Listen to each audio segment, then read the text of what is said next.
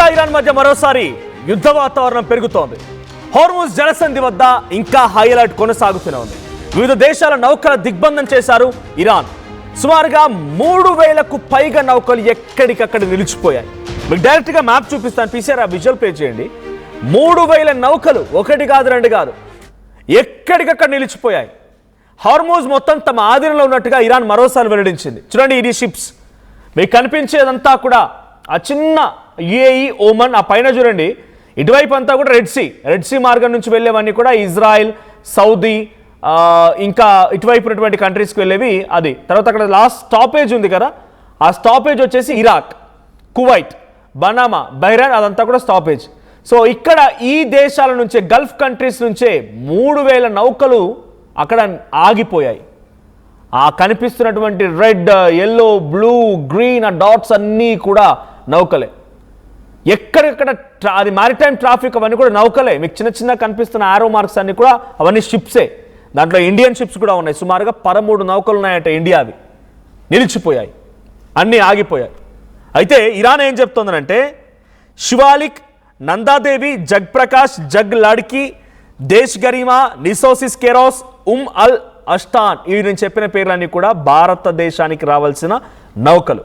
దాంట్లో transport carriers ఉన్నాయి, oil carriers ఉన్నాయి, ట్రాన్సిట్ క్యారియర్స్ ఉన్నాయి, వెహికల్ క్యారియర్స్ ఉన్నాయి, ఇంకా షిప్స్ ఉన్నాయి. ఏంటి?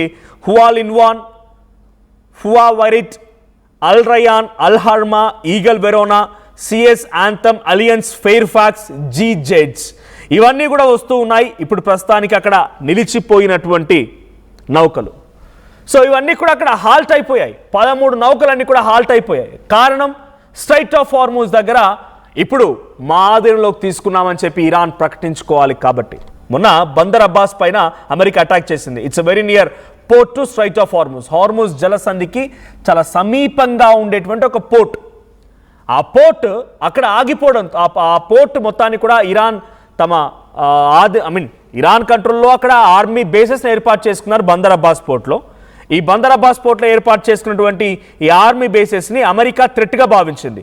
ఏ క్షణమైనా వాళ్ళు దాడి చేసే అవకాశం ఉందని భావించినటువంటి అమెరికా దీంతో ఇరాన్ బందర్ అబ్బాస్ పోర్ట్పై అటాక్ చేసింది. లేకపోతే ఇంతలా ఇబ్బంది ఉండేది కాదు. అది ఇప్పుడు 13 నౌకలు ఉన్నాయి కదా, ఈ నౌకలు రాకపోవడం మూలంగానే పెట్రోల్ ప్రైజెస్ పెరిగాయి, ఇవన్నీ కాదు. ఇరాన్ ఏం చెప్తుందనంటే ఇండియన్ షిప్స్కి డెఫినెట్గా క్లియరెన్స్ ఇస్తాం మేము, బట్ ఇట్ టేక్స్ టైం. ఒకేసారి అన్ని రావాలంటే కుదరదు, కొన్ని దేశాలను అడ్డుకోవాలి, మేము క్రాస్ చెక్ చేసుకొని వెరిఫై చేస్తూ పంపించాలి. కాబట్టి మీరు డెఫినెట్గా క్యూలో ఉండండి, మేము పంపిస్తాం మిమ్మల్ని.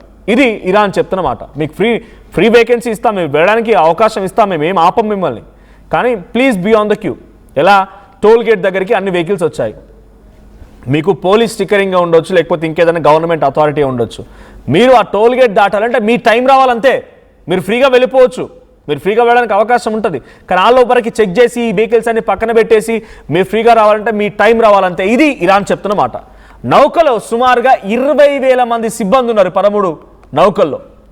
భారత నౌకల్ని హార్ముజ్ దాటించేందుకు ఇరాన్ పర్మిషన్ ఇస్తున్నట్టుగా ప్రకటించి, కానీ కొంత టైం, ఇప్పుడు శాంతి ఒప్పందం కూడా కుదుర్చుకోవడానికి 2 నెలలుగా అమెరికా ఇరాన్ మధ్య చర్చలు జరుగుతూనే ఉన్నాయి.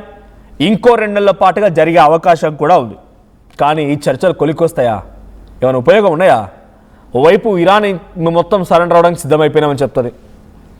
న్యూట్రలైజ్ చేయడానికి యురేనియం రిజర్వ్స్ని కూడా, న్యూక్లియర్ వెపన్ కూడా లేకుండా న్యూట్రలైజ్ చేయడానికి మేము సిద్ధమైపోయామని చెప్పి ఇరాన్ చెప్తుంది. ఇరాన్ ఆ రకంగా ఒప్పుకున్నప్పటికీ, రెజ్మీ చేంజ్ ఒప్పుకున్నప్పటికీ, వాళ్ళన్నీ ఒప్పేసుకుంటున్నారు. ఒకే ఒక్కటి మాత్రం 100% వాళ్ళకి కావాలి అష్యూరెన్స్ ఏంటంటే ఇరాన్ ఇంటర్నల్ ఇష్యూస్లో అమెరికా ప్రమేయం ఉండకూడదు. అంటే ఇరాన్లో ఏదైనా యుద్ధం జరిగిందనుకోండి, ఇంటర్నల్గా వాళ్ళు తేల్చుకుంటారు. ఇరాన్లో ఏదైనా ఆర్థిక స్థితిగతులు మెరుగుపరచుకోవడానికి సహాయం చేస్తే చేయాలి, కానీ మీరు మా ఇంటర్నల్ ఇష్యూస్లో మాత్రం మీ వేలు పెట్టకూడదు అనేది ఇరాన్ అమెరికా దగ్గర పెట్టిన పెద్ద కండిషన్. అమెరికా ఇదే ఒప్పుకోవడం లేదు. మీ రాజును కూడా నేను నిర్ణయిస్తా అంటోంది డొనాల్డ్ ట్రంప్. అమెరికా ఇప్పుడు ఏం చెప్తోంది? ఇరాన్లో మిమ్మల్ని పాలించే రాజును సైతం మేమే నిర్ణయిస్తాం. ఇది అమెరికా పట్టుబడుతోంది. పక్క దేశాల రాజును నిర్ణయించడానికి ప్రపంచ నాయకుడువా, లేకపోతే ఇక్కడ ఊడిపడ్డ వ్యక్తివా, కొత్త గ్రహం నుంచి వచ్చిన వ్యక్తివా? కాదు కదా. కానీ అమెరికా అధ్యక్షుడు డొనాల్డ్ ట్రంప్ ఇది పట్టుబట్టడం మూలంగానే ఇంకా యుద్ధం జరుగుతోంది, ఇంత తీవ్రతరం అవుతోంది. లేదంటే ఇప్పటికే యుద్ధం మొత్తం కూడా ఆల్మోస్ట్ ఆల్ క్లోజ్ అయిపోయేది. ఎటువంటి అనుమానాలు లేదు. అమెరికా అధ్యక్షుడు డొనాల్డ్ ట్రంప్ అహంకారమే యుద్ధాన్ని ఇంకా కొనసాగిస్తోంది. ఇరాన్ అన్ని కండిషన్స్కి యాక్సెప్ట్ చేసింది. యురేనియం రిజర్వ్స్ ఉంటే న్యూట్రలైజ్ చేస్తామని చెప్పింది. ఇస్ఫహాన్, నతన్జా, ఫార్దో ఈ 3 ప్రాంతాల్లో న్యూక్లియర్ రిజర్వ్స్ ఉన్నాయి. కొన్ని క్వింటాల్ల కొద్ది, కొన్ని టన్నుల కొద్ది రిజర్వ్స్ ఉన్నాయి. వాటన్నిటిని మేము న్యూట్రలైజ్ చేస్తాం, కానీ మాకు ఇదొక్క కండిషన్ మాత్రం ఇంప్లిమెంట్ చేయాలనేది డొనాల్డ్ ట్రంప్ పైన వాళ్ళు పెట్టిన కండిషన్. దీంతో పాటు స్ట్రైట్ ఆఫ్ హార్ముజ్ 20 లక్షల కోట్లండి. ఇరాన్ నష్టపోయిన నష్టం 20 లక్షల కోట్లు. 20 లక్షల కోట్ల నష్టాన్ని మనం తిరిగి ఎప్పుడు సాధించగలుగుతాం? ఆ ఇన్ఫ్రాస్ట్రక్చర్ ఎప్పుడు డెవలప్ అవుతుంది? బిల్డింగ్స్ ఎప్పుడు కట్టుకుంటాం? హాస్పిటల్స్ ఎప్పుడు కట్టుకుంటాం? స్కూల్స్ ఎప్పుడు కట్టుకుంటాం? ఇబ్బందే కదా. కాబట్టి ఈ ఇబ్బంది నుంచి మేము మళ్ళీ బయటికి పడాలంటే ఈ హార్ముజ్ జలసంధి నుంచి వెళ్ళేటువంటి నౌకల దగ్గర నుంచి మేము కొంత టోల్ ఫీజు వసూలు చేస్తాం. మాకు ఖతార్, ఒమన్, సౌదీ, బనామా, కువైట్, బహ్రెయిన్, ఇరాక్ ఈ దేశాల నుంచి కూడా ఆర్థిక సహాయం ఇప్పించాలి. మీరు సైతం మాకు ఆర్థిక సహాయం చేయాలని ఇరాన్ పెట్టిన కండిషన్. ఎందుకంటే మనకు కొలాప్స్ అయింది కదా. మ్యూచువల్ డిస్ట్రక్షన్ కాదని, వన్ సైడ్ అటాక్ మాత్రమే. మ్యూచువల్ డిస్ట్రక్షన్ అంటే ఏంటి?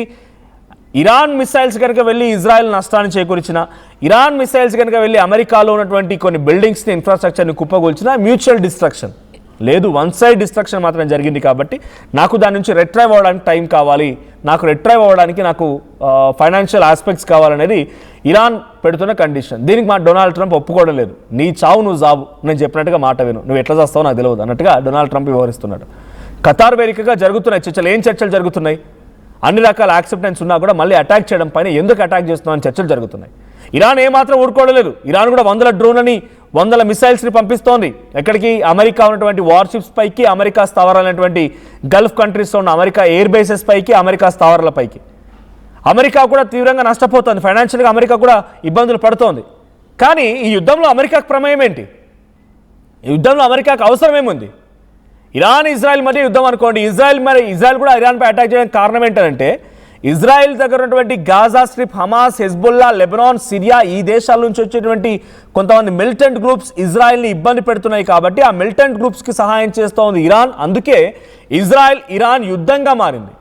ఆ యుద్ధంలో ఇజ్రాయెల్కి సహకరిస్తున్న నువ్వు ఒకసారి అటాక్ చేసావు, పూర్తిగా న్యూక్లియర్ వెపన్ లేకుండా చేసావని నీ టార్గెట్ ఫినిష్ చేసుకున్నావు. మళ్ళీ వచ్చి అటాక్ చేసి యుద్ధాన్ని ఇంత తీవ్రంగా మార్చి ప్రపంచ దేశాల అశాంతిని కోరుకునే వ్యక్తి డొనాల్డ్ ట్రంప్. ఇప్పుడు హార్ముజ్ జలసంధి దగ్గర మళ్ళీ 13 నౌకలు, భారత నౌకలు ఆగిపోయాయి. మనకు క్లియరెన్స్ ఉంది. ఇరాన్ వైపు నుంచి పూర్తి సంకేతం, పూర్తి హామీ ఉంది, మీ నౌకల్ని ఆపం, మీ నౌకల్ని పంపిస్తామనేది. But it takes time. అది కొంత సమయం పట్టొచ్చు. సుమారుగా 3000 నౌకలు ఆగిపోయాయంట. ఒక రోజుకి సగటున ఈ హార్ముజ్ జలసంధి నుంచి 200 నుంచి 300 నౌకలు అటు ఇటుగా వెళ్తూ ఉంటాయి. అటువైపు వైస్ వరుస 200 నౌకలు ఇటు వస్తే 200 నౌకలు అటు వెళ్తూ ఉంటాయి. ఇదే క్రమంలో బిఫోర్ వార్, ప్రీ వార్, కొంత వార్ స్టార్ట్ అయిన తర్వాత కొన్ని రోజుల పాటుగా ఈ చర్చలు జరుగుతున్న తరుణంలో కూడా ఆల్మోస్ట్ ఆల్ 120 to 150 ఈ మధ్యలో నౌకలు అటు ట్రాన్సిట్ అయ్యాయి. కానీ ఇప్పుడు మళ్ళీ ఎప్పుడైతే బందర్ అబ్బాస్ పోర్ట్ పైన అమెరికా అటాక్ చేసిందో ఈ 2-3 రోజులుగా మళ్ళీ కేవలం 3-4 ఈ రకంగా మాత్రం నౌకలు దాటుతున్నాయి. అవి కూడా Pakistan, India, Malaysia, Russia and చైనాకు సంబంధించిన నౌకలు మాత్రమే. ఈ నౌకలు మాత్రమే ఈ హార్ముజ్ జలసంధిని దాటుతూ ఉన్నాయి. స్ట్రైట్ ఆఫ్ హార్ముజ్ని దాటి ఇరాన్ వాటిని బయటకు రాణిస్తోంది. మిగిలిన నౌకలు ఏవి కూడా బయటకు రావడం లేదు. అవన్నీ కూడా అక్కడిక్కడ స్ట్రక్ అయిపోయాయి. గల్ఫ్ కంట్రీస్ నుంచి వచ్చేటువంటి ఒక్క నౌకని కూడా బయటకు రానివ్వకుండా హార్ముజ్ జలసంధిలో సీ మైన్స్తో అడ్డుకుంటోంది స్ట్రైట్ ఆఫ్ హార్ముజ్లో ఇరాన్. సో ఇంకా ఈ చర్చలు ఒకవైపు, ఇంకోవైపు దారుణమైనటువంటి పరిస్థితి. ఓవైపు చర్చలు జరుగుతున్నాయంటూనే ఇంకోవైపు దాడులు. ఈ పరిస్థితి రోజు రోజుకి శృతిమిచ్చుతోంది. ఇది ఇంకా తీవ్రతరమయ్యే అవకాశం కూడా ఉంది. మరి ఏ క్షణమైనా మరోసారి అతి భయంకరమైనటువంటి యుద్ధం కూడా జరగవచ్చు. చూద్దాం మరి ఏం జరిగిద్దో. సో ఈ యుద్ధంలో